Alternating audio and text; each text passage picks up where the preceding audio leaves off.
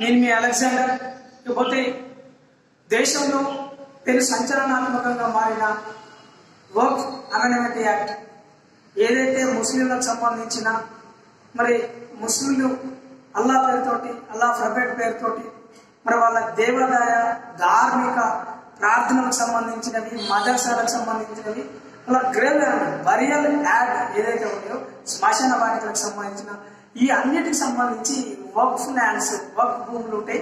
వాటికి సంబంధించి పార్లమెంట్ లో మరి బీజేపీ ప్రభుత్వము రీసెంట్లీగానే దాని మీద చట్టం చేసి దాన్ని మన అమల్లోకి తీసుకురావడానికి అన్ని రకాల కార్యాచరణ కావచ్చు వాటికి సంబంధించిన చట్టాలు కావచ్చు క్లియర్ చేశారు.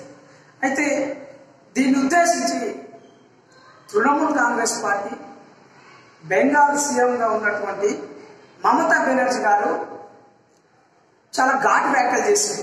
ఆమె ఏమన్నదంటే, నన్ను చంపిన వక్ఫ్ చట్టాన్ని అమలు చేయను, పశ్చిమ బెంగాల్లో ఎట్టి పరిస్థితుల్లో వక్ఫ్ చట్టము అమలు చేయబోనని ముఖ్యమంత్రి మమతా బెనర్జీ గారు తేల్చి చెప్పారు.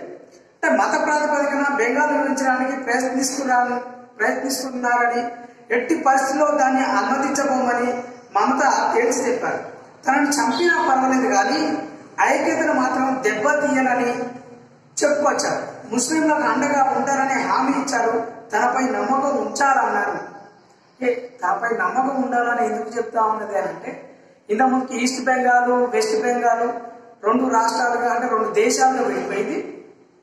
అంటే అప్పుడు 1970-71 కాలంలో అప్పుడున్న కాంగ్రెస్ ప్రభుత్వం ఇందిరాగాంధీ ప్రభుత్వము మరి పాకిస్తాన్ తోటి ఇండియాకి సంఘర్షణ వాతావరణంలో ఒక యుద్ధ వాతావరణం ఉన్నప్పటికీ కూడా బెంగాల్ ఏదైతే ఉందో పశ్చిమ బెంగాల్ నుండి విడిపోయిన బంగ్లాదేశ్, అది తూర్పు బెంగాల్ అంటారు, దాంట్లో ఎక్కువ శాతం మొత్తం ముస్లిం కమ్యూనిటీ ఉంటారు. ఆ ముస్లిం కమ్యూనిటీ ఎక్కువ శాతం ఇప్పుడు బెంగాల్లో కూడా ఉన్నారు. ఇప్పుడు తృణమూల్ కాంగ్రెస్ పార్టీ దాంట్లో కార్యకర్తలు కావచ్చు, నాయకులు కావచ్చు, ఎంపీలు కావచ్చు, ఎమ్మెల్యేలు కావచ్చు, మంత్రులు కావచ్చు, ఎక్కువ శాతం ముస్లింలుగా ఉన్నారు. మరి ఈ ముస్లింలే మన భారీ ఎత్తున వక్ఫ్ అమెండ్మెంట్ యాక్ట్ పార్లమెంట్ లో పాస్ చేసినప్పుడు వాళ్ళు భారీ ఎత్తున లక్షల కొద్ది రోడ్ల మీదకి వచ్చి 1 మిలియన్ మార్చి చేసిండ్రు. దాని వెనక మమతా బెనర్జీ ఉన్నది. మరి మమతా బెనర్జీ గారు వక్ఫ్ చట్టాన్ని అసలు అమలు చేయను, నన్ను చంపినా పర్లేదు కానీ నేనైతే అమలు చేయను అని చెప్పేసి ఆమె ఘాటుగా వ్యాఖ్యానం చేసింది.